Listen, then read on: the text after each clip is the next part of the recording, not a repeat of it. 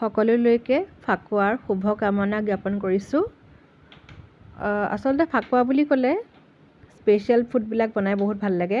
আজি যিটো ৰেচিপি আপোনালোকৰ লগত শ্বেয়াৰ কৰিম বুলি ভাবিছোঁ, ফুল ভিডিঅ'টো আপোনালোকৰ বিশেষকৈ ইউটিউব চেনেলত আহি আছে। আপোনালোকে চাব পাব বুলি আশা ৰাখিলোঁ আৰু আপোনালোকে চাব বুলি মই আশা ৰাখিলোঁ। এতিয়া মই কিনো বনাবলৈ লৈছোঁ আপোনালোকে নিশ্চয় ধৰিব পাৰিছে, আৰু আজি মই অইল ৰেচিপি আপোনালোকৰ লগত শ্বেয়াৰ কৰিম বুলি ভাবিছোঁ।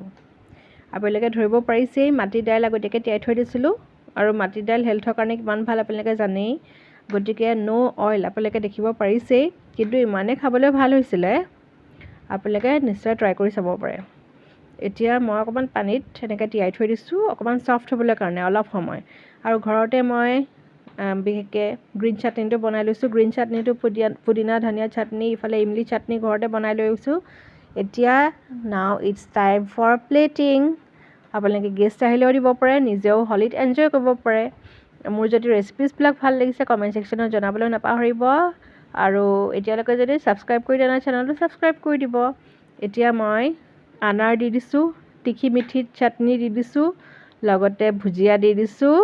কেনেকুৱানো লাগিছে কমেণ্টত জনাব। বিশেষকৈ হলি যিহেতু কালাৰফুল, মোৰ ফুডবিলাকো কালাৰফুল কৰিলোঁ।